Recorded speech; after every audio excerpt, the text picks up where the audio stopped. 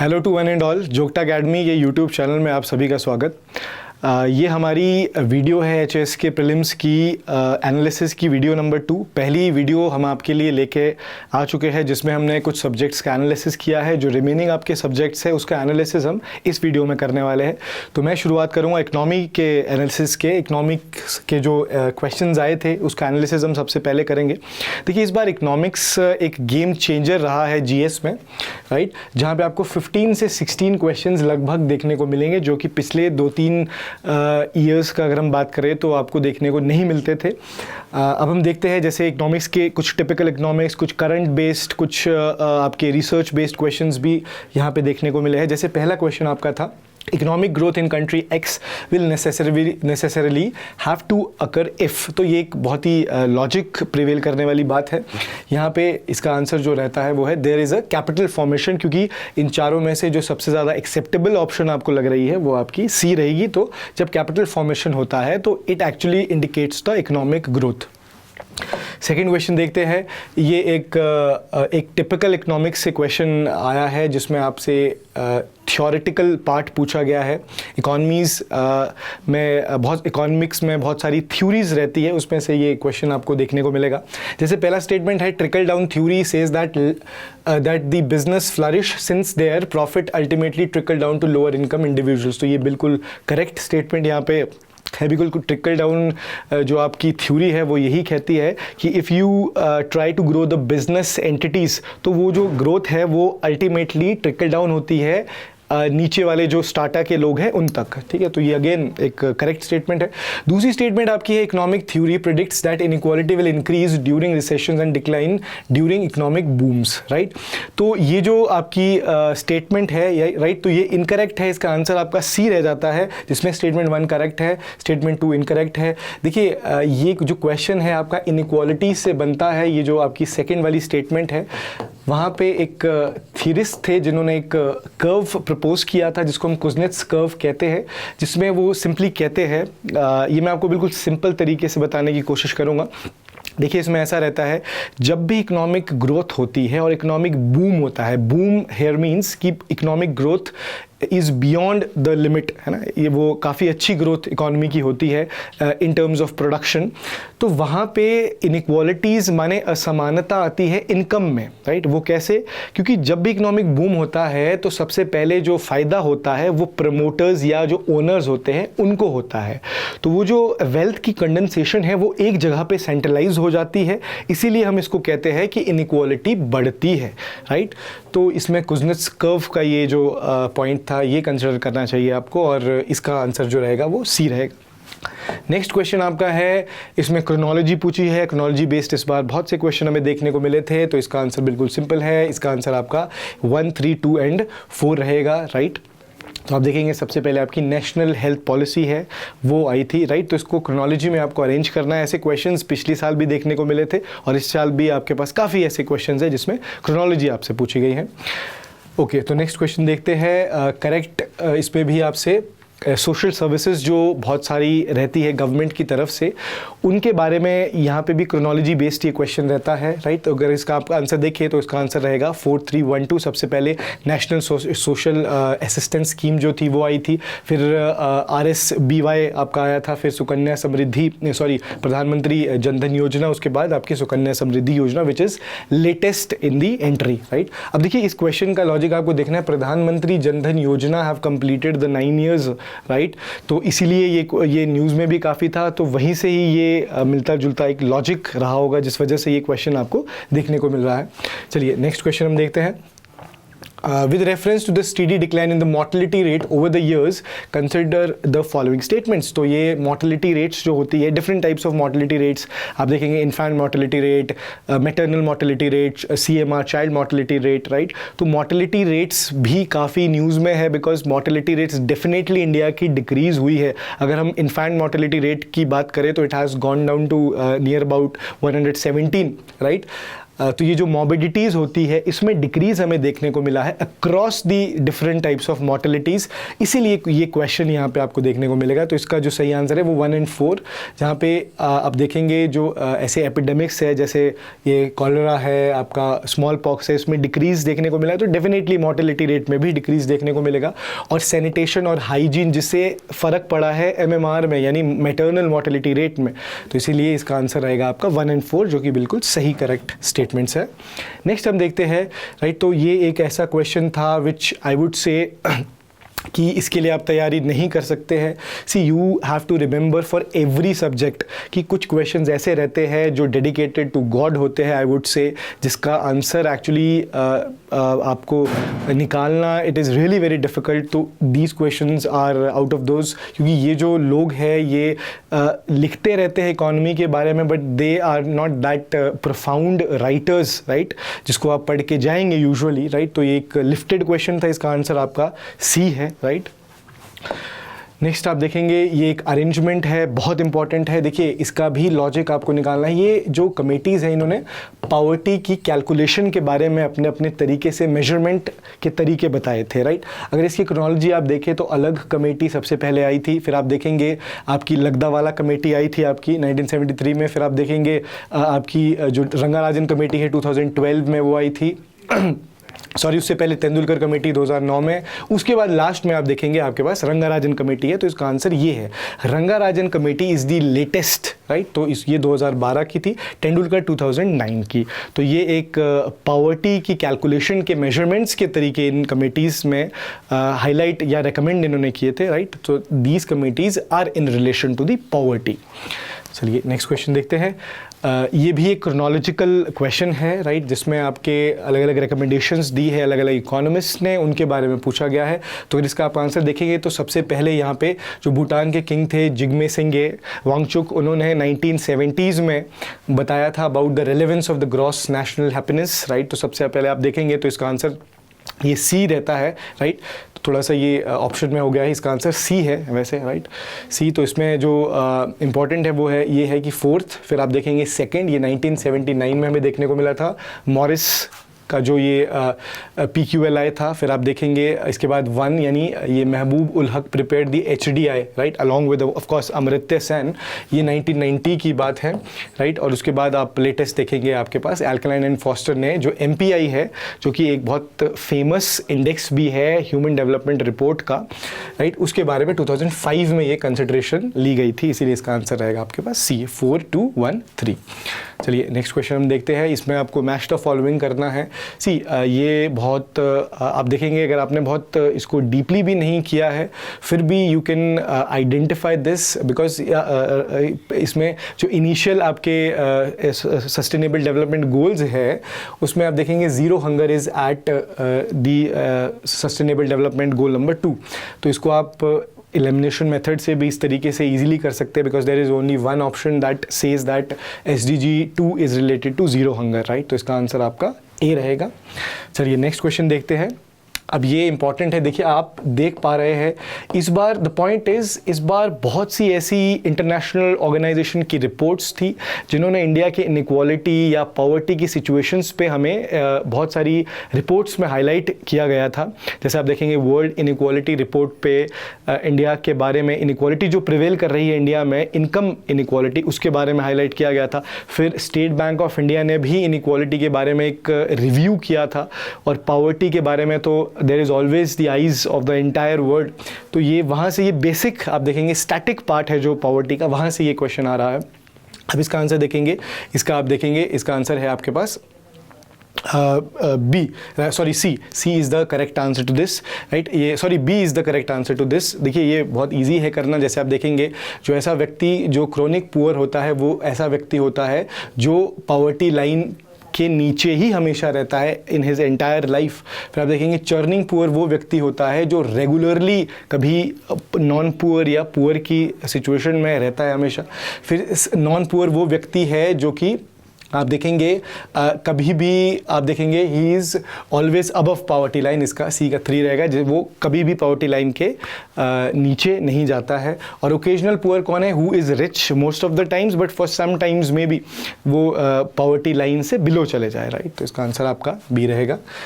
Next हम देखेंगे about the marginal productivity of the disguised unemployment, right. तो ये जो ह्यूमन डेवलपमेंट जो ह्यूमन रिसोर्स डेवलपमेंट जो आपका टॉपिक रहता है इकोनॉमिक्स में, वहाँ से ये क्वेश्चंस आपको इस बार मोस्टली देखने को मिल रहे हैं।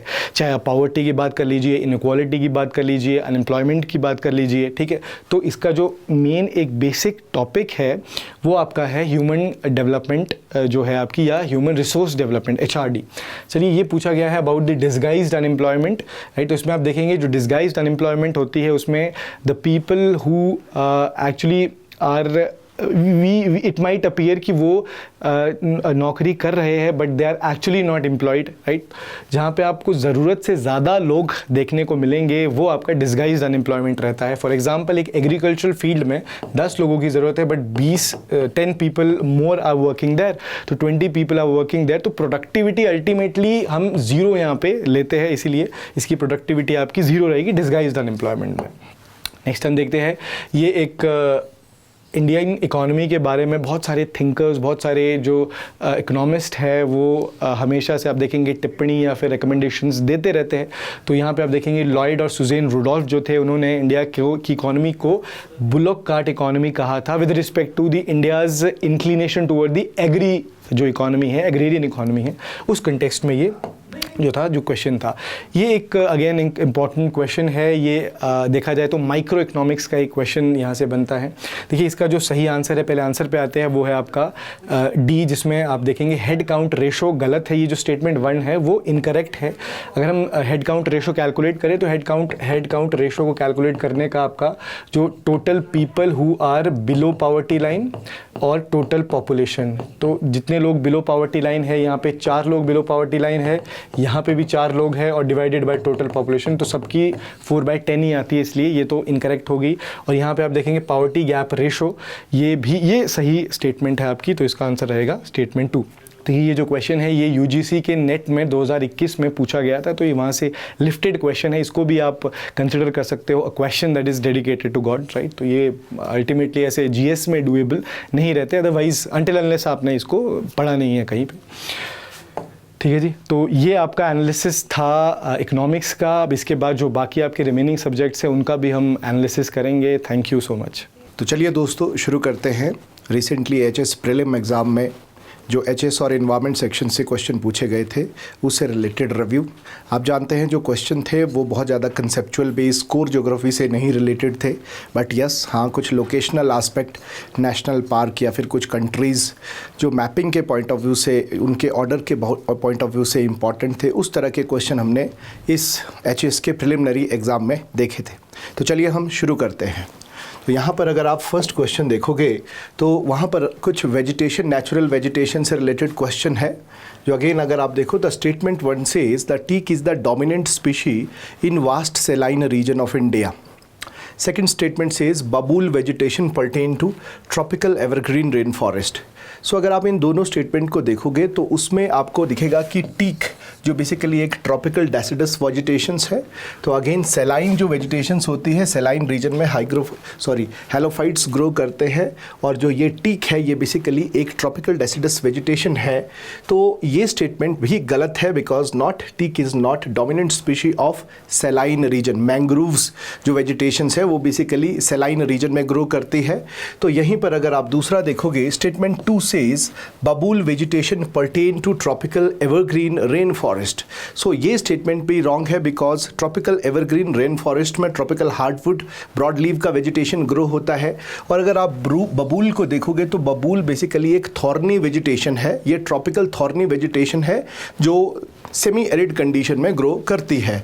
सो both of these statement are wrong. अगर आप यहाँ पर इसका राइट आंसर देखोगे तो both statement 1 and statement 2 are incorrect. B will be the right answer. तो सेकंड क्वेश्चन अगर आप देखोगे, नेक्स्ट क्वेश्चन पर हम चलते हैं, तो कुछ लोकेशनल या फिर जो आपके लोकेशन से रिलेटेड ऑर्डर को लेकर कुछ क्वेश्चन है, लोकेशनल से रिलेटेड क्वेश्चन है, नेशनल पार्क को लेकर। तो arrange the following national park of India from east to west. तो पूर्व से पश्चिम की तरफ बेसिकली आपने नेशनल पार्क को अरेंज करना है। तो यहाँ पर आप देखोगे थोड़ा सा कंफ्यूजिंग क्वेश्चन है, बिकॉज यहाँ पर एक नेशनल पार्क रोहला नेशनल पार्क है जो हमें कहीं दिखता नहीं है। अगेन अगर आप कॉर्बेट नेशनल पार्क को देखो, कंगर घाटी नेशनल पार्क को देखो, रोहला नेशनल पार्क और वल्वाडोर नेशनल पार्क, ये जो 3 नेशनल पार्क है, these are major national park. और यहाँ पर अगर आप इंडिया में इनको देखोगे तो इंडिया के मैप में बेसिकली जो कंगर घाटी नेशनल पार्क है ये बेसिकली छत्तीसगढ़ में लोकेटेड है। और इसी के साथ जो दूसरा नेशनल पार्क है वो उत्तराखंड का जिम कॉर्बेट नेशनल पार्क है, वेरी फेमस नेशनल पार्क। और उसके बाद जो थर्ड नेशनल पार्क रिलेट किया जा रहा है उसको हिमाचल के साथ रिलेट किया जा रहा है, बिकॉज ये थोड़ा सा कंफ्यूजन वाली स्टेटमेंट है। अगेन जो लास्ट नेशनल पार्क है वो जो है गुजरात का जो ब्लैक बक नेशनल पार्क है उससे रिलेट किया जा रहा है। So Velavadar national park is basically the black buck national park जो गुजरात में लोकेटेड है, काठियावाड़ पेनिनसुला में। तो इसका जो राइट आंसर आप देखोगे तो इसका राइट आंसर है basically this may be the Kanger Ghati national park, और उसके बाद this is Corbett national park, third is Rohla national park, और सबसे वेस्ट में पश्चिम में जो नेशनल पार्क है वो है basically this is the Velavadar national park, जिसको ब्लैक बक नेशनल पार्क भी कहा जाता है। So the right answer of this question is B. So अगर आप ज्योग्राफी से क्वेश्चन देखोगे, जितने भी ज्योग्राफी से क्वेश्चन थे, इन्वायरमेंट इकोलॉजी से क्वेश्चन थे, कुछ डीप कंसेप्चुअल क्वेश्चन नहीं थे जिनको हम देखते हैं, जिनको हम पढ़ते हैं। बट यस, जो लेटेस्ट रिसेंटली करंट अफेयर में जितने भी लोकेशन न्यूज़ में थी उसी के इर्द गिर्द जो है क्वेश्चन पूछे गए थे। तो आप जब भी अपनी तैयारियां करें तो ज़रूर इस बात को ध्यान दें कि जो भी लोकेशन आप देख रहे हैं उसका लैटिट्यूड और लॉन्गिट्यूड को ध्यान में रखें, ताकि जब भी क्वेश्चन आए तो एटलीस्ट उसका ईस्ट वेस्ट आपको मालूम हो। सो नेक्स्ट अगर आप देखोगे द नेक्स्ट क्वेश्चन, ये जो है एग्रो बायोडाइवर्सिटी हॉटस्पॉट से रिलेटेड एक इंपॉर्टेंट क्वेश्चन है। अगेन ये क्वेश्चन स्टेटमेंट से भी समझ आ रहा था, तो इतना ज़्यादा टिपिकल क्वेश्चन हम इसको कंसिडर नहीं कर सकते हैं। बट यस, क्योंकि स्टेटमेंट में है तो एक जनरल जो क्वेश्चन है, इजी क्वेश्चन भी थोड़े से कॉम्प्लेक्स हो जाते हैं जब वो स्टेटमेंट फॉर्म में आते हैं। सो यहाँ पर फर्स्ट स्टेटमेंट अगर आप देखोगे तो Travancore agro biodiversity hotspot pertain to Rajasthan. Second statement says Konkan agro biodiversity hotspot is in Maharashtra and Goa, and National Herbarium of cultivated plant is at New Delhi. और fourth statement says Triveni agro biodiversity hotspot pertain to Assam. तो यहाँ पर अगर आप देखोगे ये 2 important जो statements है, these are true because Travancore agro biodiversity hotspot as the name suggest is in Kerala. ये Travancore region is actually in Kerala, so Rajasthan के साथ रिलेट करना ये गलत है। Triveni agro biodiversity hotspot Assam, ये भी गलत है, जैसे कि बताया जा रहा है कि इट लाइज इन उत्तराखंड जो आपका ऋषिकेश वाला रीजन है। And the right answer of this question is statement 2 and 3। Yes, Konkan agro biodiversity hotspot coincide करता है महाराष्ट्र और गोवा में जो कोंकण कोस्ट है उसके साथ। और जो ये national herbarium of cultivated plant है ये न्यू दिल्ली में ही लोकेटेड है। So 2 and 3 are basically the right statement, और इसका जो आंसर है वो है option B. Now again next अगर आप देखोगे वो भी स्टेटमेंट से रिलेटेड क्वेश्चन है, कुछ इंपॉर्टेंट सिटी के बारे में बात की जा रही है। तो वहाँ पर किस प्रकार का मैन्युफैक्चरिंग जो है वो डोमिनेंट है, उससे रिलेटेड कुछ इन्फॉर्मेशन है, उससे रिलेटेड स्टेटमेंट है। तो अगर आप एसेक्स सिटी को देखोगे, this Essex city is famous for engineering work. Second statement says Leeds city is famous for watch production. Then third statement says Baku city is famous for cutlery and Abadan city is known for oil refinery. तो अगर आप इन 4 statement में देखोगे तो जो 2 cities है ये UK में लोकेटेड है। तो यूके में basically these 2 cities are located। अगर आप यूके में इंग्लैंड में देखोगे तो आपको ये Leeds city which lies alongside the Manchester, basically these are famous for textile industry, not for watch industry. Textile के लिए ये फेमस है। और यहीं पर अगर आप दूसरा एक इम्पॉर्टेंट सिटी देखेंगे, ये भी इंग्लैंड में ही एग्जिस्ट करता है एसेक्स सिटी, और ये जो है इंजीनियरिंग वर्क के लिए, मैन्युफैक्चरिंग के लिए फेमस है। So yes, the very first statement is true, second statement is wrong. Third statement अगर आप देखें बाकू सिटी, तो बाकू सिटी यहाँ कैस्पियन सी के साथ जो अजरबैजान है, अजरबैजान की कैपिटल सिटी ही बाकू है। It is famous for cutlery, this statement is wrong, it is not famous for cutleries because oil refinery से रिलेटेड इंडस्ट्रीज यहाँ पर ज़्यादा है। और यहीं पर अगर आप देखो अबादान सिटी जो ईरान की एक इंपॉर्टेंट सिटी है, तो बेसिकली ये भी ऑयल रिफाइनरी के लिए फेमस है। So these first and fourth statement is true. So इसका right option is D, D is the right option. ठीक है जी। इसी में नेक्स्ट क्वेश्चन हम देखेंगे, कुछ इंपॉर्टेंट रामसर साइट या फिर लेक से रिलेटेड क्वेश्चन है, वेटलैंड से रिलेटेड ये क्वेश्चन है। और यहाँ पर भी देखें क्वेश्चन उतना ज़्यादा टिपिकल नहीं था, सिंपल क्वेश्चन था, बट यस क्योंकि मैच में, स्टेटमेंट में जब भी कोई क्वेश्चन आता है तो उसको आप इजी जो है कंसिडर नहीं कर सकते, ये मॉडरेट टू टफ की कैटेगरी में आ जाता है। सो यहीं पर अगर आप देखो रुद्र सागर एक इम्पॉर्टेंट वेटलैंड है जो बेसिकली हम जिसको इग्नोर करते हैं, बेसिकली इट इज़ इन त्रिपुरा, ये त्रिपुरा में लोकेटेड है। और जो हरिके लेक है, again Harike lake is in Punjab, और दीपौर बील लेक रिसेंटली न्यूज़ में था, इट इज़ इन आसाम, और Vembanad lake basically is in Kerala. So very simple question, match making के पॉइंट ऑफ व्यू से ये बन रहा था। सो अगर आप रुद्र सागर लेक को देखोगे तो रुद्र सागर लेक इज इन त्रिपुरा, ए का 3 ऑप्शन। सो यहाँ से ये एलिमिनेट करके भी नहीं हो रहा था। बी का देखेंगे तो पंजाब, बी का 1। So now these 2 options. अगर आप सी देखो डिपौर बील लेक 2, सी का 2, so the right answer is C. C इस आंसर का सही उत्तर है। तो नेक्स्ट क्वेश्चन को हम देखेंगे। So again there are some cities और उनकी जो रिवर्स है, उन जिस रिवर के बैंक पर वो लोकेटेड है, इससे रिलेटेड ये इंपॉर्टेंट क्वेश्चन है। मैपिंग में हम इसको बहुत बार डिस्कस करते हैं कि कौन सी इंपॉर्टेंट सिटी पर बेसिकली कौन सी इंपॉर्टेंट रिवर पर कौन सा सिटी लोकेटेड है, इसको हम बहुत ही मैपिंग में हम इसको एक्सटेंसिवली कवर करते हैं। और आपने देखा है कि पिछले 2-3 सालों में मैक्सिमम जो क्वेश्चंस है वो यूरोपियन कॉन्टिनेंट के अंदर से ही पूछा जा रहा है। तो यहाँ पर अगर आप वार्शा को देखोगे, Warsaw is the capital of Poland basically, तो ये वार्शा विस्टुला रिवर पर लोकेटेड है। और दूसरी जो आप लोकेशन देखो that is the Lisbon, Portugal की capital is Lisbon. Again Lisbon is on Tagus river, correct. Now third देखेंगे हैम्बर्ग। हैम्बर्ग जो है वो basically is on Elbe river, true. And Bristol is on Avon river. तो ये चारों के चारों मैच बिल्कुल करेक्ट है। सो इसका जो राइट आंसर है option A is the right answer.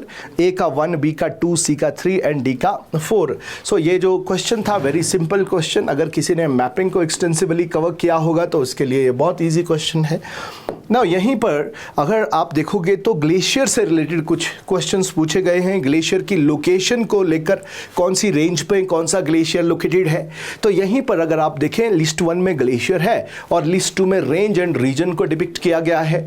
यहीं पर अगर आप देखें बाल्टोरो ग्लेशियर, तो Baltoro glacier, Sonapani glacier, Milam glacier, Zemu glacier.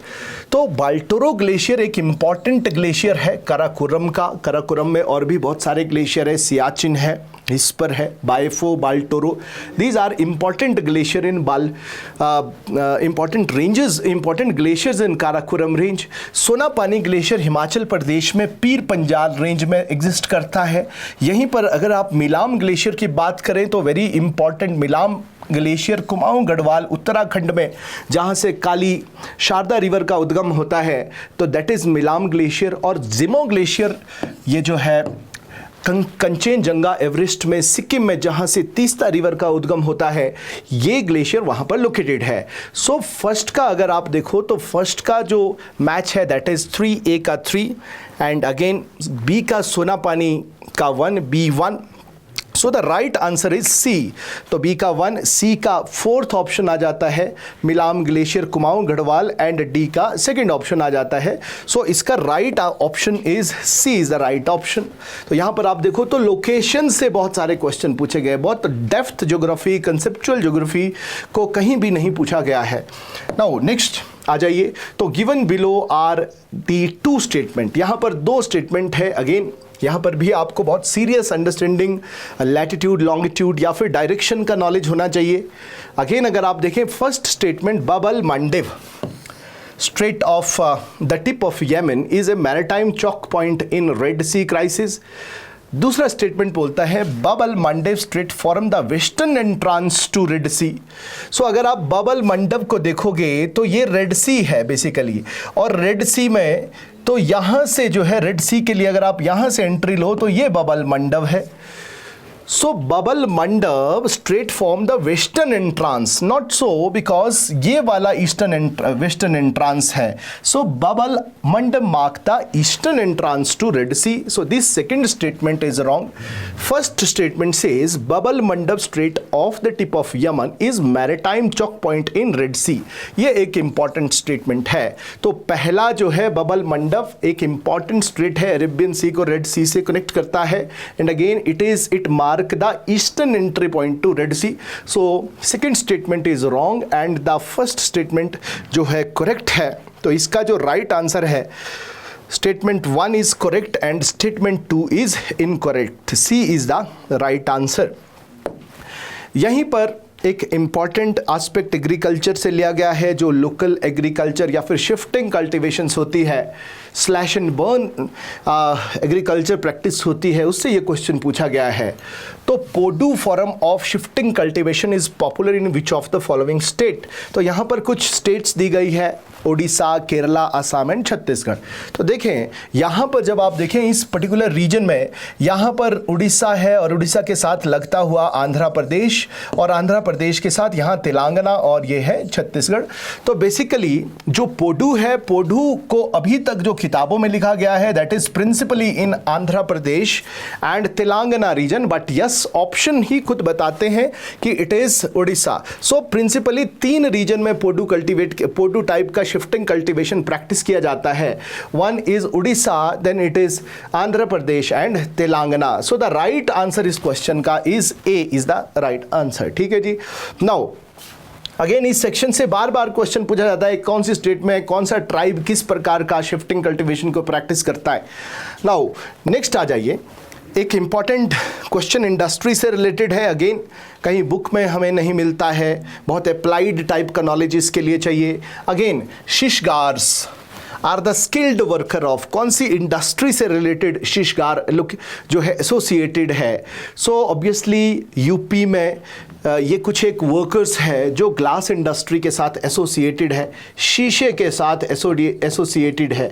तो आप इसको शिशगार, शीशे से इस तरह से इसको जो है आप इसको इस क्वेश्चन को सॉल्व कर सकते थे। सो एसेंशियली ट्रू, यस शिशगार्स are skilled worker in UP associated in this glass industry. Now next question देखेंगे, एक इंपॉर्टेंट सिटी है लायोन सिटी। तो जब हम पेरिस को देखते हैं, बार बार हम पेरिस को देखते हैं, पेरिस के साथ ही एक और सिटी है लायोन सिटी जो बड़े बड़े अक्षरों में लिखा है। तो यस जब हम मैपिंग को करें तो ऑब्वियसली जो एक फेमस सिटी है, कोई कैपिटल सिटी है, उसके सराउंडिंग में कौन से बड़े बड़े शहर है जो हमें मैप पर बोल्ड अक्षरों में दिख रहे हैं, वहाँ से क्वेश्चन पूछा जा सकता है। क्योंकि आपकी नॉलेज को, इन डेप्थ नॉलेज को जो है यहाँ पर समझने की, जानने की कोशिश की जा रही है। तो यस जब आप पेरिस पढ़ते हैं, सेने रिवर पढ़ते हैं, तो उसी के साथ में एक और सिटी है लायोन रिवर, लायोन सिटी वहाँ पर है। तो basically it is in France. True, Lyon is a major industrial town of France. Now कुछ नेक्स्ट क्वेश्चन में अगर आप देखोगे, given below are 2 statement, 2 statement आपके पास है। Escorial is a famous structure of France. तो ये एक इंपॉर्टेंट स्ट्रक्चर है, but it is not the important structure of France but of Spain. Madrid का ये है एक इम्पॉर्टेंट स्ट्रक्चर है। The first statement is wrong. Brandenburg gate is a famous structure of Jerusalem. Again this statement is wrong because जो Brandenburg है, Brandenburg gate जो एक important structure है, it is not Jerusalem but it is in Germany में ये located है। So these both the statement are wrong. तो यहाँ पर जो राइट आंसर होगा that is both statement 1 and statement 2 are incorrect. B will be the right answer. Now चलिए next question आप देखें। अगेन इसी तरह के क्वेश्चन है, सिंपल क्वेश्चन है, बट यस इनको पढ़ना बहुत ज़रूरी है। ऐसा भी नहीं है कि आप कोई भी इन क्वेश्चंस को कर सकता है। जिसने थोड़ा सा डेप्थ के साथ अपने मैपिंग को किया होगा, न्यूज़पेपर्स को पढ़ा होगा, अपनी जो नॉलेज है उसको बढ़ाया होगा, डेप्थ के साथ अपनी तैयारियों को किया होगा, वही इन सिंपल क्वेश्चन को एड्रेस कर सकता है। अदरवाइज ये आपको किसी पर्टिकुलर बुक में इस तरह के क्वेश्चन नहीं मिलेंगे। जैसे आप ल्यूसेंट को पढ़ लीजिए या फिर कोई और दूसरी बुक पढ़ ली, वहाँ पर आपको ये इन्फॉर्मेशन नहीं मिलेगी। आपको अपने माइंड को ओपन रखना पड़ेगा, रिसेप्टिव होना पड़ेगा इन्फॉर्मेशन को लेकर। कोई इन्फॉर्मेशन न्यूज़पेपर में है तो उसको वहीं से कैच करके आपको अपने नोटबुक में लिखना है। ऑब्वियसली क्वेश्चन कहाँ से आ रहे हैं हम इसको फिगर आउट नहीं कर पा रहे हैं। नाउ नेक्स्ट देखें, arrange the following state of India from highest to lowest flood prone areas. Flood prone areas पर क्वेश्चन है। ऑब्वियसली ये क्वेश्चन जो है कोई भी स्टूडेंट इसको थोड़ा सा माइंड लगाकर इस क्वेश्चन को कर सकता था। तो यहाँ पर अगर आप देखें यूपी, तो जब हम इंडिया में देखते हैं तो इंडिया में these are some of the state, और इन स्टेट में फ्लडिंग्स ज़्यादा है बिकॉज ऊपर कौन है, हिमालयन माउंटेन रेंज। और हिमालयन माउंटेन रेंज में जब ज़्यादा बारिश होती है तो वहाँ पर क्लाउड बर्स्टिंग का सिचुएशन होता है। और तो ये जो बहुत ज़्यादा पानी है जब ये नीचे प्लेन्स में जाता है तो वहाँ पर फ्लडिंग का कंडीशंस हो जाता है। सो अगर आप देखोगे राजस्थान की तरफ तो बहुत कम रिवर्स जा रही है, सो यहाँ तो फ्लडिंग का सिचुएशन उतना कॉमन नहीं है। बट यस अगर आप देखो तो यूपी वाला रीजन, तो हिमालय से यूपी की तरफ बहुत सारी रिवर्स आ जाती है और ये रिवर्स यहाँ पर फ्लडिंग की कंडीशंस करती है। तो मेजर स्टेट, सबसे ज़्यादा flood prone state in India area wise अगर आप देखो it will be Uttar Pradesh. Now again यहाँ से कोसी रिवर आती है। हम बार बार देखते हैं कि basically the sorrow of Bihar का जो शोक है वो कोसी है। So this Bihar state experience this flooding regularly. तो द सेकंड जो इसका आंसर था, second will be the Bihar. और थर्ड अगर आप हिमाचल प्रदेश से ये 5 रिवर जो नीचे की तरफ जाती है ये भी बहुत ज़्यादा डिवास्टेशन करती है पंजाब में। So the third state will be Punjab.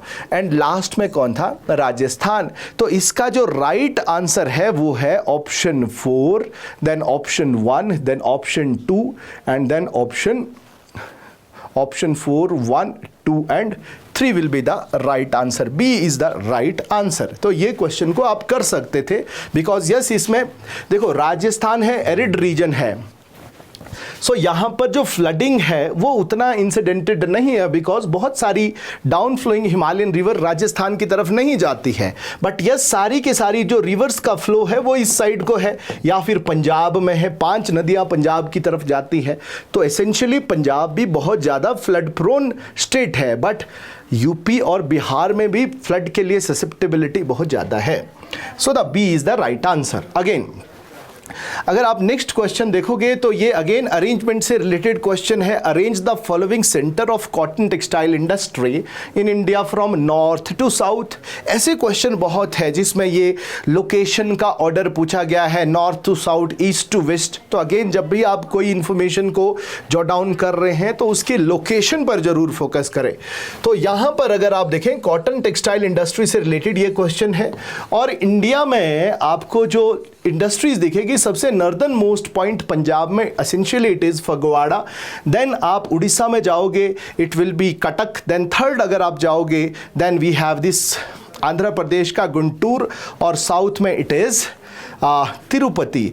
तो Tirupati, Guntur and then we have this Cuttack and the northern most point is Phagwara. तो right answer 1, the right answer इसका होगा तो Phagwara, Cuttack, this is 3, this is 2। तो यहाँ पर इसका जो होगा 1, 2, 3, 4, 1, 2, 3, 4 will be the right answer. सबसे ऊपर फगवाड़ा, फिर अगेन फगवाड़ा के बाद first one is the Phagwara, then it is 1, 3 Cuttack, उसके बाद आपका गुंटूर है और सबसे नीचे तिरुपति है आंध्र प्रदेश में। सो ये आपने ध्यान रखना है। This is the right explanation. चलिए नाउ नेक्स्ट आपको देखते हैं, अगेन जो है लोकेशन का ऑर्डर पूछा गया है, ईस्ट वेस्ट नॉर्थ साउथ, यही क्वेश्चन का पैटर्न कमीशंस के द्वारा फॉलो किया जा रहा है। Arrange the following countries of Europe from east to west. तो this Europe continent is one of the favourite continent of our Himachal Pradesh public service commission, because mapping में यहाँ से बाहर कोई क्वेश्चन नहीं है, मैक्सिमम क्वेश्चन यहाँ यूरोप से ही पूछे गए हैं। तो यहाँ पर अगर आप देखो, ये arrange the following countries of Europe from east to west, पूरब से पश्चिम की तरफ आपने देखना है। तो अगर यहाँ पर आप देखो, ये दिस इज़ द ब्लैक सी, यहाँ पर ब्लैक सी है, तो ब्लैक सी के साथ ये रशिया है, और रशिया के साथ हमने कब से हम कर रहे हैं, ये जो है यूक्रेन है, और यूक्रेन का border country it is Poland, Poland के साथ ये जर्मनी है, और जर्मनी के साथ यहाँ पर ये बेल्जियम है। सो ये बहुत ही ईजी क्वेश्चन था। अगर आप देखें, Ukraine, Poland, Germany and Belgium, तो Ukraine, Poland, Germany and Belgium. So it is 1 Ukraine Poland. सो सबसे पहले यूक्रेन है, उसके बाद पोलैंड है, then it is Germany, then it is Belgium. So ये इसका राइट आंसर है। ऑप्शन में थोड़ा सा कंफ्यूजन है यहाँ पर, तो yes it is Ukraine, then it is Poland, then it is Germany, then it is Belgium. ये इसका राइट आंसर है। आपने ये देख लेना, ऑप्शन में थोड़ा ऊपर नीचे हुआ है। नाउ नेक्स्ट अगर आप देखें क्वेश्चन, तो वो है consider the following statement.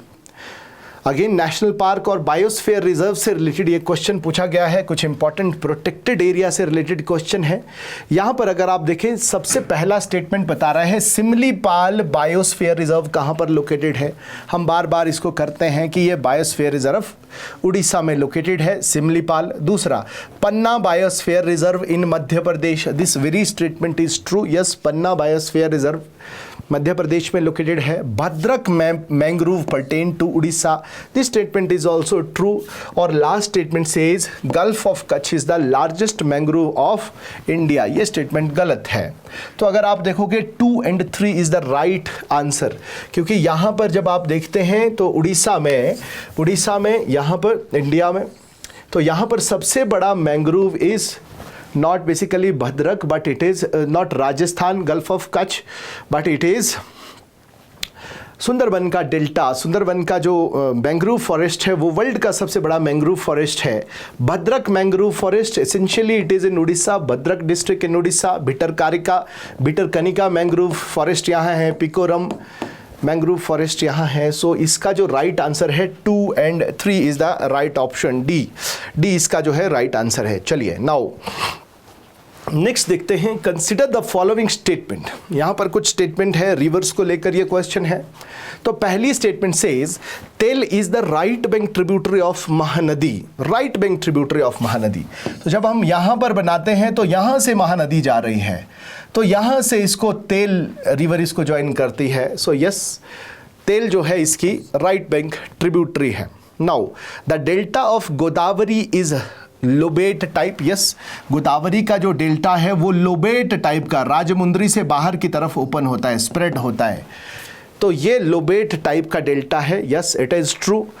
Now third is Bhima river originate from Rajmahal hills, this statement is wrong, because अगर आप राजमहल हिल्स को देखें तो राजमहल हिल्स तो यहाँ है बंगाल बिहार के बॉर्डर पर राजमहल हिल्स, और जो भीमा रिवर है ये कृष्णा की एक इंपॉर्टेंट ट्रिब्यूटरी है जो यहाँ पुणे के आसपास से ओरिजिनेट होती है, वेस्टर्न घाट से। So this statement is wrong. Last, the Penganga river is 300 kilometre long and rises from Satpura hills, ये स्टेटमेंट भी रॉन्ग है, बिकॉज आप जानते हैं कि अगर ये विंध्य की पहाड़ियाँ हैं और ये सतपुड़ा की पहाड़ियाँ हैं तो यहाँ पर जो है ये जो है सतमाला अजंता की पहाड़ियाँ हैं, तो यहाँ पर तो ये नर्मदा और तापी रिवर है, और यहाँ पर गोदावरी रिवर यहाँ से नीचे जाती है। ये अजंता की पहाड़ियाँ हैं, ये बालाघाट की पहाड़ियाँ हैं, इन दोनों पहाड़ियों के बीच में गोदावरी है। सो पेनगंगा यहाँ से निकलती है, ऊपर से वर्धा आती है। सो फिर ये वर्धा पेनगंगा जो है आगे जाकर again they form this Wardha, और ऊपर से वेनगंगा आने के बाद इसका प्राणहिता बनता है।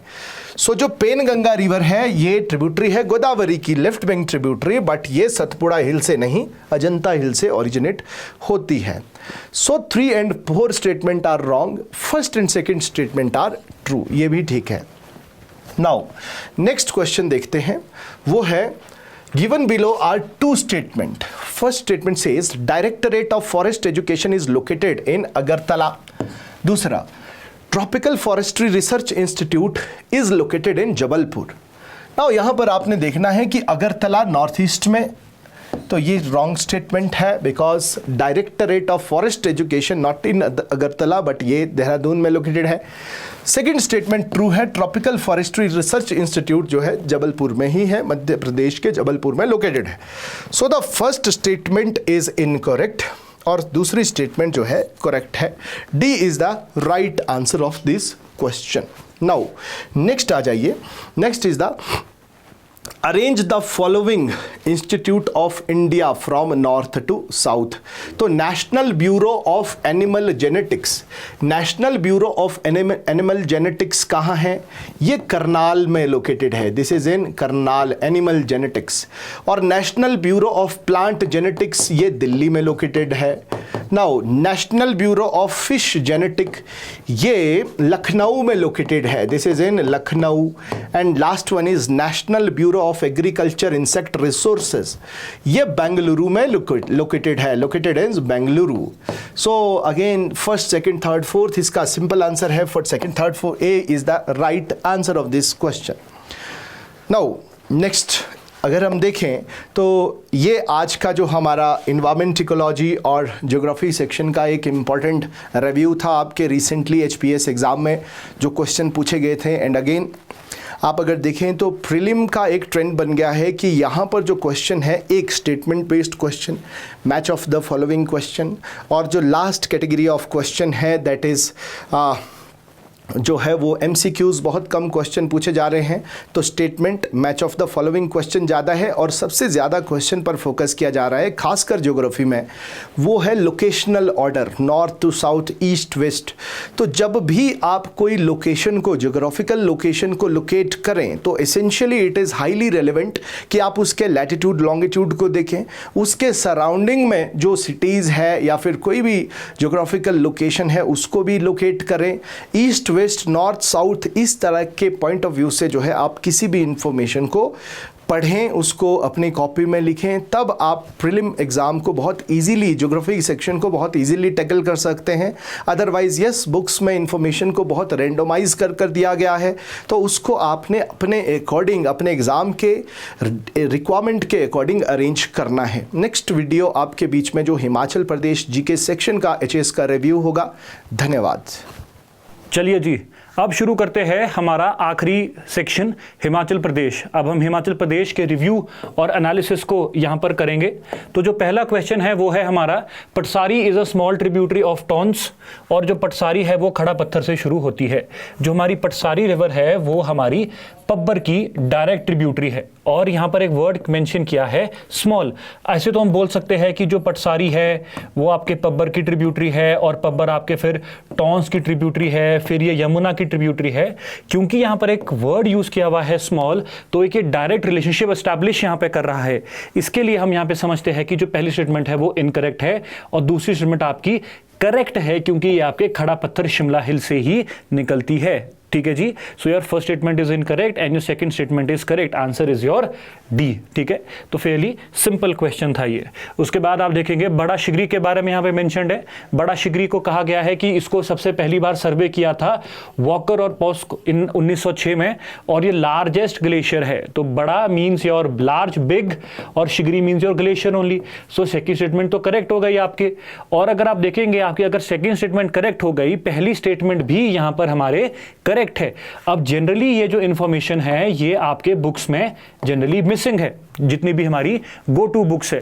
लेकिन अगर आप देखेंगे लाहौल स्पीति की ऑफिशियल वेबसाइट को, वहां पर बड़ा शिगरी के नीचे लिखा है कि ये हमारा जो सर्वे है 1906 में पहली बार वॉकर और पॉस्को ने ही सर्वे किया था जियोलॉजिकल सर्वे ऑफ इंडिया की तरफ से। फिर हम जब रिवीजन वगैरह करते हैं, जो हमारा मैराथन हुआ था और जो हमारे टेस्ट सीरीज वगैरह है, रिवीजन टेस्ट नोट्स वगैरह है, वहाँ पे भी हमने मेंशन किया है कि वॉकर और E.H. Pascoe were the members of geological survey team which visited Bara Shigri glacier इन 1906। इसीलिए हम यहाँ पे बोल रहे हैं कि both the statements are correct. अब चलते हैं इकोनॉमिक सर्वे के क्वेश्चन की तरफ। इजी क्वेश्चन है। यहाँ पर फॉरेस्ट जो है उनको पूछा है कितने उनके वहां पर स्क्वायर किलोमीटर के एरिया से। अगर आप यहाँ पे तीन चीजें देखेंगे, एक डाटा है टोटल्स ऑफ फॉरेस्ट कवर का। ऑब्वियसली जो टोटल फॉरेस्ट कवर है वो सबसे ज्यादा ही होगा, 15,443। ठीक है जी, आपका डी का 3। उसके बाद अगर आप देखेंगे नेक्स्ट यहां पर है जो हमारा वेरी डेंस फॉरेस्ट है अबव 70। सो जो अबव 70 है % है वो हमारे पास यहां पर सबसे मिनिमम यहां पे आपको देखने को मिलता है। तो मिनिमम क्या है 3163। सो ए का हो गया आपका 4। तो आंसर तो 4123 है। अगर आप यहां पे देखेंगे ये आपको देखने को मिलेगा इकोनॉमिक सर्वे के टेबल नंबर 8.1 में, जो हमारा इकोनॉमिक सर्वे आता है उसमें जो लास्ट रो है उसमें आपको ये सब देखने को मिल जाएगा। जो हमारा अबव 70 है वो 3163 स्क्वायर किलोमीटर है, जो मॉडरेट है 40 से 70 के बीच वो 7100 है, और जो ओपन है वो 5180 है, और जो टोटल है जितना आपको यहाँ पे बताया है 15,443 है। सो आप देखेंगे इकोनॉमिक सर्वे में लार्जली ये टेबल्स वगैरह से ही क्वेश्चन पूछ रहे हैं, और जिसको थोड़ा सा अगर कंसेप्ट में थोड़ी दिक्कत होगी तो उसको ये मुश्किल लगना फिर शुरू हो जाएगा। ठीक है जी, चलिए जी नेक्स्ट। अब हमारा यहां पर पंचायती राज, हमारा जो एडमिनिस्ट्रेटिव हिस्ट्री है उसका सेक्शन है। 1949 में Punjab village panchayat act of 1939 को इनकॉर्पोरेट किया गया और 132 पंचायत को हिमाचल प्रदेश में लाया गया था, एस्टैब्लिश हुई थी। और दूसरी स्टेटमेंट है 1956 के बाद 466 ग्राम पंचायत और 26 तहसील हमको यहां पर देखने को मिली। अगर आप देखेंगे 1948 में जब हमारे हिमाचल प्रदेश का यहां पर गठन हुआ as a chief commissioner state, so 1949 में पंजाब का जो विलेज पंचायत एक्ट था उसको यहां पर लाया गया। ठीक है जी, हमारी 4 आप देखेंगे डिस्ट्रिक्ट्स में।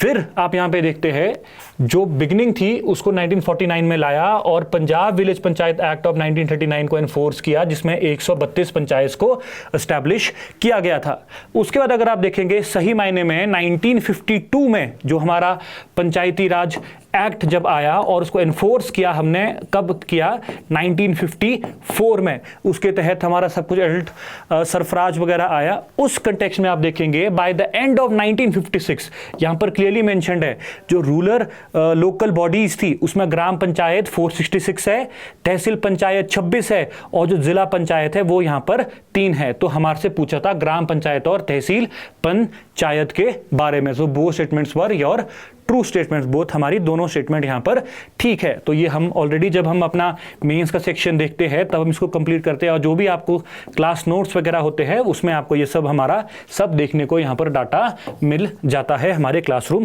प्रोग्राम्स में। तो ईजी क्वेश्चन था ये भी। ठीक है जी, जो भी जो हमको फॉलो करता है हमारे साथ जुड़ा हुआ है उनके लिए। नेक्स्ट आप देखेंगे Baba Kanshiram was a great freedom fighter of Himachal Pradesh. बिल्कुल ठीक बात है जी, जो हमारे बाबा कांशीराम जी थे he was a great fighter, है ना। अगर आप यहां पे देखेंगे he was influenced by Ghadar party, और नीचे है he was given the name of Pahari Gandhi bye Sarojini Naidu. ठीक है जी, अब आप देखेंगे दोनों कॉन्ट्राडिक्टरी है, और जो हम हिमाचल प्रदेश पढ़ते हैं हम जानते हैं कि जो बाबा कांशीराम थे he was influenced by Gandhi ji. ठीक है, इसीलिए जो इन्फ्लुएंस है गदर पार्टी का वो तो है ही नहीं। दूसरा आप देखेंगे इन्होंने सच में काले कपड़े पहनने की यहां पर ओथ ली थी इंडिपेंडेंस तक। सो 1 और 3 यहां पर हमारा करेक्ट हो गया। इसके अतिरिक्त यहां पे 2 इंपॉर्टेंट डाटा है, जैसा है हमारा सबसे पहला पहाड़ी गांधी। अभी जो पहाड़ी गांधी जी का टाइटल है ये हमें दिया है हमारे लेट ग्रेट हमारे पंडित जवाहरलाल नेहरू जी ने गडरियावाला कॉन्फ्रेंस में। ठीक है जी, 1937 में। और अगर हम बात करते हैं सरोजनी नायडू जी के बारे में, ये टाइटल देती है हमारी पहाड़ा दा बुलबुल, ठीक है जी। और ये जो दिया है, ये दिया है 1931 में हमारी दौलतपुर चौक आपके ऊना में। तो ये बहुत बार ये वाली स्टेटमेंट्स को अलग अलग तरीके से तोड़ मरोड़ के हमारे से पूछा गया है। इजी क्वेश्चन है, PYQs है, पहले भी आए हैं, ठीक है, बेसिक। अब हमारा एक और क्वेश्चन, पता नहीं जी कौन से ज़माने का ये प्रश्न पूछा था, बिल्कुल ही उठा के कहीं से निकाल के ये पूछा, 1952 के असेंबली इलेक्शंस का, ठीक है। मंडी न्यूज़ में तो था इलेक्शन के उस पर, लेकिन उनका किस तरीके से दिमाग घुमा वो तो जी वही जाने। अब यहाँ पर है आपके गौरी प्रसाद जी, करम सिंह ठाकुर जी, बेसर राम जी, रतन सिंह जी, और उनकी इंपॉर्टेंट यहाँ पर कॉन्स्टिट्यूएंसीज है, कहाँ कहाँ से वो जीते हैं। आंसर है इसका A 3412। तो गौरी प्रसाद जी हो गए हमारे रिवाल्सर से, आपके महादेव से हो गए हमारे करम सिंह ठाकुर जी, उसके बाद आपका जो हमारे रतन सिंह जी है वो हो गए हमारे करसोग से, और हमारे जो बेसर राम जी है वो हो गए हमारे जोगिंदरनगर से। अब ये जो डाटा है, ये आप डाटा ऑफिशियल जो 1952 की हमारी रिपोर्ट है उसमें आप इसको देख सकते हैं। तो यहाँ पर मेंशन्ड है बेसर Ram Jogindernagar, name of constituency और नंबर हो गया 18, गौरी प्रसाद जी रिवाल्सर 12, करम सिंह ठाकुर जी महादेव 13, और रतन सिंह जी हमारे करसोग 15 में। डिफिकल्ट क्वेश्चन है, वेरी हार्ड कैटेगरी में इसको हम डाल सकते हैं, आप इसको स्किप कर सकते थे, ठीक है। बाकी जिसने कर दिया है उनको, उनके लिए बहुत अच्छी बात, ठीक है। नेक्स्ट आपका है हमारे मैच द फॉलोइंग बैंक्स के लिए। अगेन हमारा पूरा टेबल जो यहाँ पर उठाया है बैंकिंग से। अब आप देखेंगे यहाँ पर एक पूरा आपको टेबल यहाँ पे देखने को मिला था। तो यहाँ पर आप देख सकते हैं public sector banks 1170, private banks आपके 267। लेकिन अगर आप इकोनॉमिक सर्वे पढ़ते हो, इकोनॉमिक सर्वे में आप देखते हो इंपॉर्टेंट पॉइंट्स में इसको 247 की कुछ मेंशन किया है, क्योंकि कुछ बैंक्स यहाँ पे इसको नहीं जोड़े हैं। चलो एनीवे 267 तो है ही। उसके बाद हमारा Himachal Pradesh cooperative sector banks 568, ठीक है।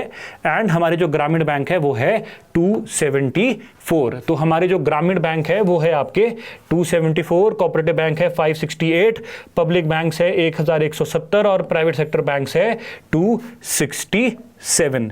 तो सिंपल आपको यहां पर देखने को ये मिला था। सो इसका क्या हो गया, A का हो गया आपके 3, ठीक है जी, B का हो गया आपके 4, ठीक है जी, सॉरी B का हो गया आपके 1, और उसके बाद ग्रामीण बैंक का हो गया आपके पास 274, और जो कोऑपरेटिव बैंक है वो हो गया आपके पास 568। A is the correct answer यहाँ पे। चलिए जी नेक्स्ट चलते हैं। आपको दोबारा से कुछ इंपॉर्टेंट वाटरफॉल्स यहाँ पे दिए हैं, और हिमाचल प्रदेश में उनकी लोकेशंस यहाँ पे मेंशन्ड है, तो हमको वो बताना था। Again a very simple question, जैसे आपका राहला वाटरफॉल आपको देखने को मिल जाएगा कुल्लू में, ठीक है जी। उसके बाद भागसू वाटरफॉल आपको देखने को मिल जाएगा आपके कांगड़ा में। सो A का हो गया 4, B का हो गया 2, ठीक है जी। बद्री वाटरफॉल आपको सोलन में देखने को मिल जाएगा। जो आपका बद्री वाटरफॉल है वो आपको सोलन में देखने को मिल जाएगा। एंड लास्ट आप देखेंगे जो चैडविक वाटरफॉल है वो आपको देखने को मिल जाएगा शिमला में। सो योर C का हो गया 1 एंड D का हो गया आपका 3। सो 4, 2, 1 एंड 3, 4, 2, 1 एंड 3 जी। तो यहाँ पर थोड़े ऑप्शन मिस टाइप्ड हो गए हैं, तो आप इसको देख लेना। 4, 2, 1, 3 इजी क्वेश्चन था आपका, ठीक है जी। चलिए जी नेक्स्ट चलते हैं। अब यहाँ पर इंपॉर्टेंट सब इंडस्ट्रीज़ के सेक्टर्स दिए हैं, इंडस्ट्री सेक्टर्स के सब से दिए हैं, और यहाँ पर हमको मैच करना है कि कितने % ऑफ यहाँ पर लोग हैं यहाँ पर काम करते हैं। अब जैसा यहाँ पर हिमाचल में ट्रेंड रहा है, हिमाचल प्रदेश एक मैन्युफैक्चरिंग हब बनता जा रहा है, ठीक है। कंस्ट्रक्शन हो गया आपका, मैन्युफैक्चरिंग हो गया। सो उस कंटेक्स्ट में यहाँ पर आप देखेंगे जो पीरियोडिक लेबर फोर्स सर्वे था, हमने इसको इकोनॉमिक सर्वे के रिवीजन में भी कवर किया था। तो जो कंस्ट्रक्शन है दैट इज योर कंप्लीट, कितना आपका 50%। तो सबसे ज्यादा हो गया आपका कंस्ट्रक्शन सेक्टर, उसके बाद आपका हमारा मैन्युफैक्चरिंग सेक्टर, उसके बाद हमारा इलेक्ट्रिसिटी एंड अदर यूटिलिटीज, और फिर आता है हमारा माइनिंग। अब इस माइनिंग को बढ़ावा देने के लिए हमने यहाँ पे माइनिंग पॉलिसी को भी यहाँ पर सरकार ने निकाला है। सो कंस्ट्रक्शन योर D का 3. सो 1, 2, 4 and 3 is your correct answer. ठीक है, मैन्युफैक्चरिंग हो गया आपका 41, इलेक्ट्रिसिटी हो गया आपका 7 और जो माइनिंग है वो हो गया आपका यहाँ पर 2. तो इजी क्वेश्चन, टेबल से ही निकल रहा था. उसके बाद कंसिडर द फॉलोइंग स्टेटमेंट्स. तो काफ़ी ही पेचीदे सा एक क्वेश्चन था. तो ये जो टेबल दिया होता है इकोनॉमिक सर्वे के लास्ट में अपेंडिक्स का, ठीक है ना, बजट एस्टिमेट्स का, उधर से उन्होंने पूरा का पूरा क्वेश्चन उठा के रख दिया था. अब यहाँ पर जिसने इसको पढ़ा होगा वो समझता है कि जो फॉरेस्ट का प्रोग्राम है, जो फॉरेस्ट का प्रोग्राम है वो हिमाचल प्रदेश में बहुत ज़ोरों शोरों से चल रहा है. ठीक है, तो ऑब्वियसली इसको 22 करोड़ तो नहीं हो सकता था. तो somewhere it was around your 300+ crore. Exact figures अभी मुझे माइंड में नहीं है, अराउंड 367 करोड़ है कि कुछ है, आप कमेंट कर सकते हैं उसको जितना भी है ये. सो 4 स्टेटमेंट होगी आपकी गलत. उसके अतिरिक्त अगर आप देखेंगे यहाँ पर जो हमारा मनरेगा था ये आपका 140 करोड़ रुपए ही था 2023 के लिए. सो आपका यहाँ पर सी आपका यहाँ पर करेक्ट हो जाता है. ठीक है जी. उसके बाद अगर आप देखेंगे जो हमारा रूरल डेवलपमेंट था, रूरल डेवलपमेंट के लिए यहाँ पर 267 करोड़ रुपीस ही यहाँ पर अलॉट किए थे. सो इसका आंसर हो गया आपका बी 2 and 3. और जो हमारा ये इकोनॉमिक सर्विसेज है ये लगभग आपका 907 करोड़ यहाँ पर गवर्नमेंट ने अप्रूव किए थे इकोनॉमिक सर्विसेज के लिए. So the correct answer is 2 and 3. Next है arrange the following climatic zones of Himachal Pradesh according to the rainfall amount from lowest to highest. तो सबसे कम से लेकर सबसे ज्यादा तक हमको यहाँ पर रेनफॉल करनी है. अगर आप हिमाचल प्रदेश में बारिश का जो रेनफॉल का पैटर्न्स को देखेंगे सो आपको less than 250 millimetre, that is your आपका 25 सेंटीमीटर से अप टू 3800 मिलीमीटर या फिर आपका 380 सेंटीमीटर तक आप बारिश देखते हैं, जो कि हमारे 6 या फिर आप कई जगह बुक्स में आपका 5 क्लाइमेटिक जोन्स है उसके बारे में यहाँ पर दिया है. तो यहाँ पे आप देखते ही बनता है कि यहाँ पर एक टर्म दी है वेट टेम्परेट जोन. वेट से ही पता लग रहा है कि भाई साहब यहाँ पर बहुत ज़्यादा बारिश आपको देखने को मिलती होगी. जो आपका पालमपुर वाला जो एरिया है या आपका जो धौलाधार वाला क्षेत्र है, धर्मशाला वाला क्षेत्र है, ये वो वहाँ की बात कर रहे हैं. तो सबसे लास्ट में आपका आएगा 2. और अगर आप यहां पे देखेंगे एक और टर्म है जिसका नाम है फ्रिजिड एरिडिक जोन. तो फ्रिजिड से ही आपको यहां पे देखने को पता लग रहा है कि यहां पर जो एरिया है यहां पर लेस, बहुत सबसे कम बारिश आपको यहां पे देखनी होती होगी. जैसे आपका जो स्पीति वाला पोर्शन है, जो ये शेडो जोन है, जो ये डेजर्ट, कोल्ड डेजर्ट वाला पोर्शन है, इस तरीके से. तो शुरुआत हो रही है आपकी 1 से, शुरुआत 1 से हो रही है. अब आप देखेंगे जो सारी गेम थी इस क्वेश्चन की वो आपकी ह्यूमिड सब ट्रॉपिकल और सब ह्यूमिड सब ट्रॉपिकल जोन के बीच रहती थी. तो यहां से क्वेश्चन थोड़ा ट्रिकी था. लेकिन अगर आपने इस चैप्टर को पढ़ा होगा, जो हमारा क्लाइमेट और वेजिटेशन वाला जो पूरा कंटेक्स्ट है, हमारा जो क्लासरूम प्रोग्राम है जो हम पढ़ते हैं, या जो हमारी बुक भी है, उसमें आपको देखने को मिलेगा जो हमारा सब ह्यूमिड सब ट्रॉपिकल जोन है, यहाँ पर जो बारिश होती है वो होती है आपकी अप टू 1000 मिलीमीटर्स या आपका 100 सेंटीमीटर्स का. सो यहां पर आपको ये हम पे बारिश देखने को मिलेगी, वो देखने को मिलती है हमारी अप टू 100 सेंटीमीटर्स. और अगर हम बात करते हैं हमारे ह्यूमिड सब ट्रॉपिकल जोन के बारे में, ह्यूमिड सब ट्रॉपिकल जोन के बारे में, ठीक है जी, ये जो एरिया है अब, ये जो एरिया है अब, यहां पर आपको बारिश देखने को मिलेगी आपके 100 सेंटीमीटर से लेकर आपके 180 सेंटीमीटर तक, विच मींस आपके 1000 मिलीमीटर से लेकर आपके 1800-1900 मिलीमीटर तक. तो इससे क्या देखने को मिलता है, यहां पर पहले 4 आएगा, फिर आपका 3 आएगा. सो 1432. सो 1432 इज द करेक्ट आंसर. तो अगर आप देखेंगे जो हमारा सब ह्यूमिड ट्रॉपिकल जोन वाला इलाका है ये आपको देखने को मिल जाएगा. जो हमारे लोअर बिल्कुल सर्दन शिवालिक्स वाला पोर्शन है, लोअर शिवालिक्स वाला पोर्शन है, वो देखने को मिल जाएगा, जिसमें आपको ये ऊना वाला पोर्शन देखने को मिल जाएगा. उसके बाद अगर आप देखेंगे जो हमारा ह्यूमिड सब ट्रॉपिकल जोन है, यहां पर आपको नूरपुर तहसील ऑफ कांगड़ा देखने को मिल जाएगी. साथ में आपको देहरा गोपीपुर हो गया, सिरमौर वाला पोर्शन हो गया, नाहन वगैरह का, वो देखने को मिल जाएगा. उससे थोड़ा और ऊपर चलेंगे फिर आप देखेंगे आपको ह्यूमिड टेम्परेट जोन देखने को मिल जाएगा, जहां पर आपका लगभग 2400-2500 सेंटीमीटर तक बारिश होती है. ये आपका हमारा जो मिडल हिमाचल है, मंडी, सोलन, सिरमौर, चंबा, कुल्लू, शिमला डिस्ट्रिक्ट के वाले पार्ट आ जाएंगे. उसके बाद आपको देखने को मिल जाएगा वेट टेम्परेट जोन, जहां पर आपको जो ये धौलाधार बेल्ट है, जो हमारा धौलाधार डिवीजन है, जहां पे मॉनसून मीट करते हैं बो वैली कांगड़ा, वो वाला एरिया देखने को यहाँ पर मिल जाएगा। जो हमारे क्लास नोट्स है वहाँ पर इसको मेंशन किया है इसी तरीके से। तो देखेंगे आप, जो आपको बता रहा था, sub humid sub tropical zone precipitation of 1000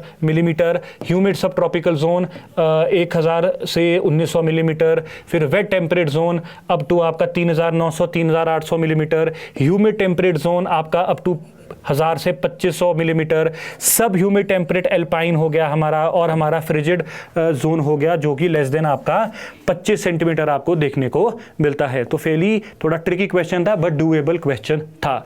उसके बाद दादरा मूवमेंट आप देखेंगे आनंद चंद राजा के बारे में हुई थी, के टाइम हुई थी, और ये जो मूवमेंट हुई थी ये हुई थी आपके बहादुरपुर परगना में, ठीक है जी, बहादुरपुर परगना में। सो बहुत सारे टैक्सेस लगा दिए थे, अनफेवरेबल यहाँ पे लैंड सेटलमेंट्स वो कर रहे थे, जिसके कारण ये मूवमेंट हुई थी। और उनका जो वजीर था चंदूलाल, उस मूवमेंट को वो हैंडल करने में थोड़े असमर्थ वगैरह हो गए थे। फिर यहाँ पे बहुत सारी रिबेलियंस वगैरह देखने को मिला, जिसके कारण ये दादरा मूवमेंट यहाँ पर आपको देखने को मिलेगी। चलिए जी, next, it was who was the founder of Balsan Thakurai? Balsan Thakurai के फाउंडर है अलग सिंह। देखिए मैं आपको बोलता हूं, जब आप डिस्ट्रिक्ट पढ़ते हैं हिमाचल प्रदेश की, आपको 3 चीजें जरूर पढ़नी है। पहला, सारे के सारे ऑफशूट्स जितनी भी है, और जो जितने भी फाउंडर्स है और खासकर ऑफशूट्स के, वो आपको जरूर पढ़ने हैं। जितने भी आपकी कैपिटल शिफ्ट हुई है वो आपको जरूर पढ़नी है। और जितने भी राजा है जिनका कुछ ना कुछ कंटेक्स्ट है ब्रिटिश के साथ, सिख के साथ, वो आपको जरूर पढ़ के जाना है। तो पूरी डिस्ट्रिक्ट वाली जो प्रोफाइल है उनसे आपको ये राजा तो पढ़ के जाने ही है, बाकियों को आप यहां पर थोड़ा स्किप कर सकते हैं। तो अलग सिंह। उसके बाद है आपका फॉरेन टूरिस्ट के बारे में। फॉरेन टूरिस्ट का ऑर्डर बताना है हमको, बड़े से छोटा, कि सबसे ज्यादा कहां पर आए और सबसे लास्ट में सबसे कम कहां पर आए। तो अगर आप देखेंगे, जो सबसे ज्यादा टूरिस्ट आपको देखने को मिला है वो है 2023 में, और जो सबसे कम टूरिस्ट आपको देखने को मिला है वो है हमारा 2021 में। सो 4 और 2 के बीच में ये आंसर आपको देखने को मिल रहा था। उसके बाद अगर आप देखेंगे 2022 में अच्छा खासा टूरिस्ट आपको यहां पर देखने को मिला, और 2020 में भी आपको अच्छा टूरिस्ट देखने को यहां पर मिला था। सो यहां पर आपको क्या देखने को मिल जाता है? 4, 3, 1 एंड 2। 4, 3, 1 एंड 2। चलिए जी, चलते हैं नेक्स्ट में। 4, 3, 1 एंड 2। चलिए जी, उसके बाद है कितना % जो एग्रीकल्चर है और एक्टिविटीज़ है वो GSVA हमारा हिमाचल प्रदेश का बनाता है। आंसर है 13.70, जो आपको इकोनॉमिक सर्वे में देखने को मिल जाएगा, जो हमारा कंपाइलेशन है। अब यहाँ पर देखो दिक्कत क्या है कि बेसिकली यहाँ पे ईयर ही नहीं मेंशन्ड है कि किसकी बात कर रहे हैं, ठीक है।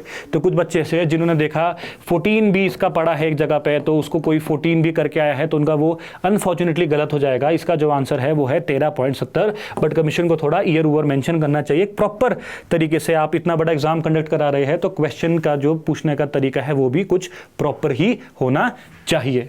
चलिए जी, नेक्स्ट, चंबा की अपनी करेंसी थी साहिल वर्मन के टाइम, जिसका नाम था चकली कॉइन्स, ठीक है। एक चकली आपके 4 आना के बराबर आपको यहां पर होती थी। उसके बाद अगर आप देखेंगे, साहिल वर्मन साहब ही है जिन्होंने चंबा में बहुत सारे मंदिर बनाए हैं, जिसमें चंद्रगुप्त और कामेश्वर टेम्पल बहुत फेमस है, जिसमें आप देखेंगे आपका चंद्रशेखर टेम्पल भी एक उन्होंने बनाया है, नारायण विष्णु टेम्पल भी उन्होंने यहां पर बनाया है। सो your first statement is correct and second statement is your incorrect. Easy question है चंबा के राजा के बारे में। उसके बाद सुकेत के राजाओं की क्रोनोलॉजी पूछी थी, अगेन एन इजी क्वेश्चन इसलिए क्योंकि सारे राजाओं के टाइम कुछ ना कुछ इंपॉर्टेंट घटा है, तो उससे भी पता लगता है। अब जो सबसे लास्ट में राजा आया है वो है हमारे लक्ष्मण सेन, वो तो हमको पता है। अगर किसी ने, जब आप इसको देखते हैं लक्ष्मण को, लक्ष्मण का जो भाई था उसका नाम था भीमसेन, और ये जो भीमसेन था इसने वर्ल्ड वॉर 1 में ब्रिटिशर्स की हेल्प की थी और उसको मिला था नाइटहुड। तो इस रिलेशन को आपको मैं लर्न करने की बात करता हूं। जब मैंने कहा ना कि जब डिस्ट्रिक्ट्स पढ़ते हैं क्या पढ़ना है, तो डिस्ट्रिक्ट्स में आपको याद रखना है कैपिटल शिफ्ट करने वाले राजा, फाउंडर्स, और कुछ किसी का रिलेशन है ब्रिटिशर सिख के साथ, वो पढ़ना है। तो 1919 में जब ये मरा था राजा, उसके बाद सीधा उसके भाई लक्ष्मण को राजा बना दिया था। सो 3-4, तो यहीं से ही आपका निकल जाना चाहिए था ये आपका 3, 4। उसके बाद अगर आप देखेंगे उग्रसेन के बारे में, तो उग्रसेन बहुत लंबे समय तक रहा, लगभग आपका 1838 से आपका 76 में रहा। और उग्रसेन का जो बेटा बनेगा वो बनेगा आपका रुद्रसेन, जिसने आप देखेंगे टैक्स लगा दिया था, ढाल टैक्स, ठीक है, जैसे से करके। तो धुंगल वजीर वाला ये पूरा का पूरा अकाउंट आपको यहाँ पर देखने को मिलेगा। तो सबसे पहले आएगा आपका उग्रसेन, फिर आएगा आपका रुद्रसेन, फिर आएगा आपका भीमसेन, और फिर आएगा आपका लक्ष्मण सेन। सो 3, 2, 1 and 4 is the correct answer. 3, 2, 1 and 4 is the correct answer. Next है एडवाइजरी काउंसिल में इसमें से कौन सा जो शख्स है वो नहीं था। तो एडमिनिस्ट्रेटिव हिस्ट्री का ये क्वेश्चन है, इजी क्वेश्चन है, पहले भी काफ़ी बार आप देख चुके हैं। तो जो मेंबर्स थे वो आपके मेहता अवतार चंद जी थे, वाई.एस. परमार थे, लीलावती जी थी, स्वामी परमानंद थे, पद्मदेव जी थे, शिवचंद दास थे। लेकिन अगर आप यहाँ पे नाम मिसिंग देख रहे हैं वो है हमारे सत्यदेव बुशहरी जी का। So correct answer is your Satyadev Bushahri, यहां पर ये उसका मेंबर नहीं थे। नेक्स्ट इजी क्वेश्चन है, मंकी वैली आपकी चंबा में ही है, साथ में आपको हनी एंड मिल्क वैली या रावी वैली देखने को मिल जाएगी, साथ में आपको चुरहा वैली देखने को मिल जाएगी, साथ में आपको पांगी वैली देखने को मिल जाएगी, और साथ में आपको बांधल वैली या बंधाल वैली भी देखने को मिल जाएगी, जो हिमाचल की वेस्टर्न मोस्ट वैली है। तो 1 तो है, हो गया आपका करेक्ट। उसके बाद अगर आप देखेंगे जो हमारा क्यारदा दून है ये आपका सिरमौर पोंटा में आपको देखने को मिल जाएगा। तो ये होगी स्टेटमेंट आपकी incorrect. So answer is your 1 and 4, 1 and 3। जो हमारे ग्रेटर हिमालयाज है बेसिकली वो आपको कहाँ पे देखने को मिलेंगे, वो आपको एल्पाइन जोन, जो एल्पाइन जोन बनाते हैं हिमाचल का वही है। लेकिन आपका जो चूरधार है, वो आपका जांस्कर का पार्ट नहीं है, बेसिकली धौलाधार का पार्ट है। कुछ लोग उसको आपका शिवालिक्स का हाईएस्ट भी बोलते हैं। सो यहाँ पर एक ये है। सो जो correct answer is your 1 and your 3, 1 and your 3। चलिए जी, so I hope this is it. आपको हमारी ये सीरीज़ अच्छी लगी होगी। तो जैसा भी अब एग्ज़ाम हुआ है हम लोगों को आगे बढ़ना पड़ेगा। जिनको लग रहा है CSAT उनका अच्छा हुआ है और वो +100 है, वो अपनी मेंस की तैयारी शुरू कर सकते हैं।